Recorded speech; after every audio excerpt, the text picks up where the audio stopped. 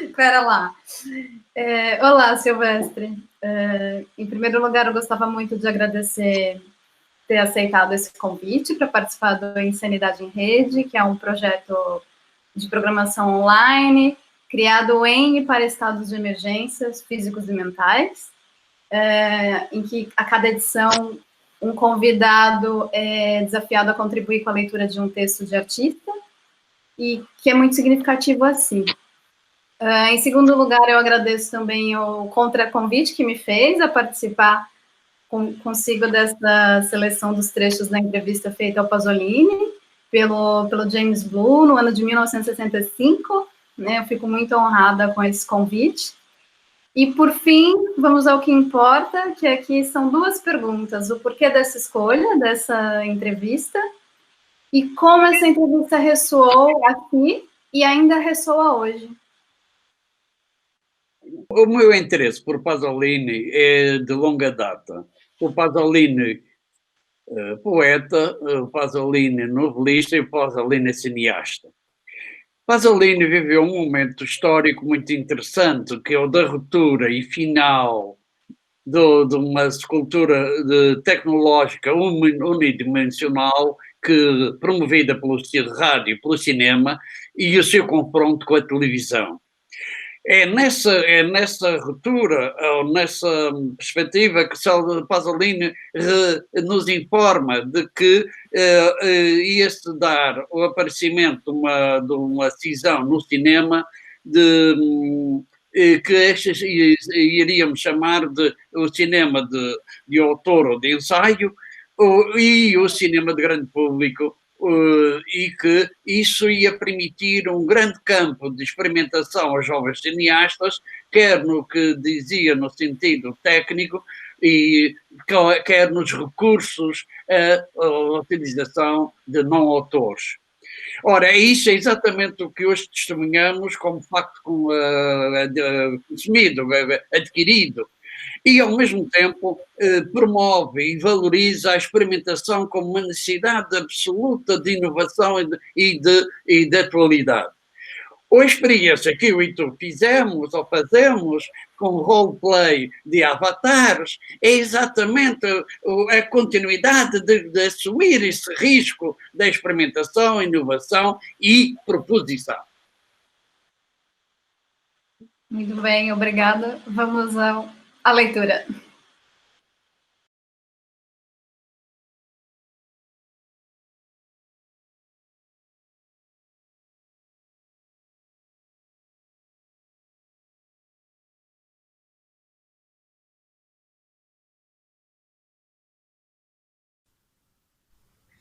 Vorrei iniziare a creare. Cosa ti aiuta? Quale passi prende per iniziare?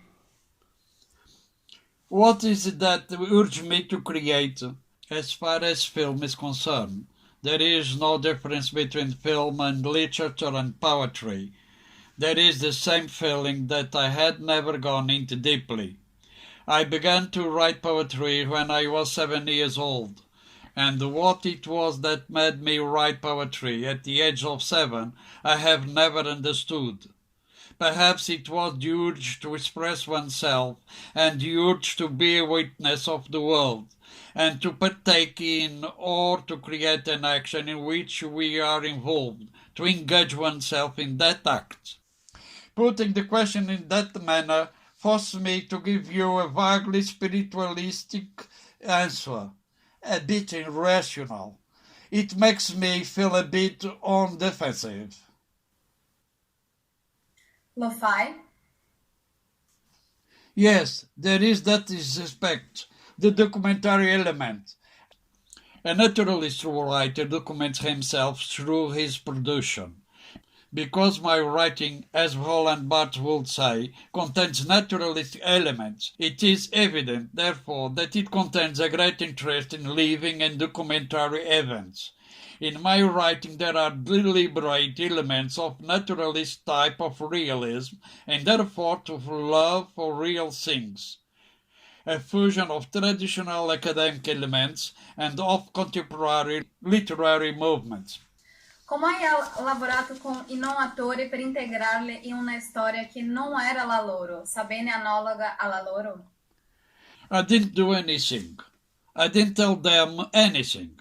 In fact, I didn't even tell them precisely what characters they were playing, because I never choose an actor as an interpreter.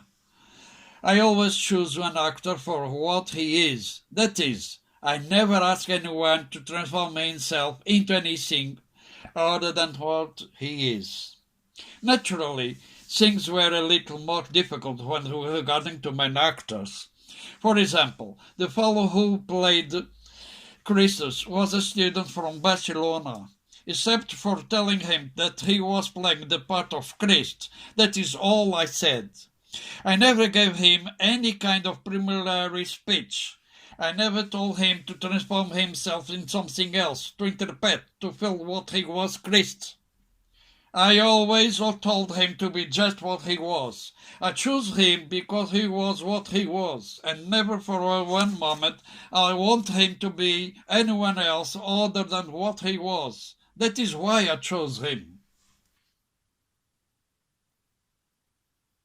Se non dai molte spiegazioni al personaggio, al non attore, gli racconti almeno la storia? Yes, I do, in 2 words. Just out of curiosity. But I never go into a serious discussion with him. If he has any doubts, if he says to me, "What do I have to do here?" I try to explain to him, but always point by point, particularly by particular, never the whole thing. Abbiamo già gesti espressivi che normalmente non fanno parte del comportamento personale del non attore? No, I have never him to do gestures that are not this. I always let him use the gestures that are natural to him. I tell him what he has to do, for example, slap someone or pick up a glass. But I let him to do this with the gestures that are natural to him. I never intervene regarding his gestures. If I want to underline some act, I do so with my own means, with technical means, with the camera, with the shoot, with the editing. I don't have him emphasizing it. Actually, I am very careful not to indicate to him the intention, because these intentions are the funny part of the actor. Fai molte prove o espari immediatamente? I never rehearse, I shoot right away. Quali sono le tue osservazioni sulle caratteristiche estetiche e tecniche del film quando hai acquisito esperienza? My lack of professional experience has not encouraged me to invent. Rather, it has urged me to reinvent. For instance, I never studied at the Centro Sperimentale or any other school, and so when the time came for me to shoot a panoramic shoot, for me it was like the first time in the history of cinema that a panorama was shot. So I reinvented the panoramic. Only a person with a great deal of professional experience is capable of inventing technically. As far as technical inventions go, I have never made any. I may have invented a given style. In fact, my films are recognizable for a particular style, but style does not always imply technical inventions. Godard is full of technical inventions. In Alphaville, there are 4 or 5 things that are completely invented. For example, those shoots printed in negative. Certain technical rule breakings of Godard are the result of a painstaking personal study. As for me, I never dared to try experiments of this kind because I have no technical background. And so my first step was to simplify the technique. This is contradictory, because as a writer I tend to be extremely complicated. That is, my writing page is technically very complex. When I was writing Una Villa Violenta, technically very complex, I was shooting Hackathon, which was technically very simple. This is the principal limitation of my cinematic career. because I believe that an actor must have complete knowledge of all his technical instruments. A personal knowledge is a limitation. Therefore, at this particular moment, I believe that this first period of my cinematic work is about to close, and the second period is about to start, in which I will be a professional director, also as far as technical in concern. Come concepite la struttura del tuo film? Cosa la fa muovere da un'estremità all'altra? It is too demanding a question. For the moment, it is impossible to answer. But I would like you to read in Pier an article I wrote. This question implies not only examination of my films and my conscience. It brings up the question of my Marxism and my whole cultural struggle during the 50s. The question is too vast. It is impossible. But let me say this now in a very schematic fashion. At this point, the cinema is dividing itself into really two large trunks, and these two different types of films correspond what we already have in literature. That is, one type on a high level and another type of low level. While cinema production until now has given us films of both of high and low level, the distribution apparatus has been the same for both.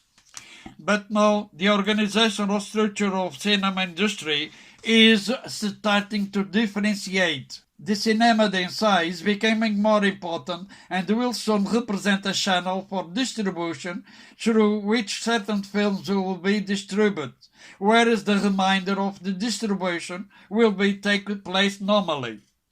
This will bring about the birth of two completely different cinemas. The high level of cinema, that is the cinema d'ensaio, will shatter to a select public and will have its own history, and the other level will have its own story. In this important change, the selection of non-actors will be one of the most important structural aspects. Probably the structure of this high-level cinema will be modified by the fact that no longer will be there an industrial organization hanging over it. And so all kinds of experiments will be possible, including that of using non-actors, and this will transform the cinema even stylistically.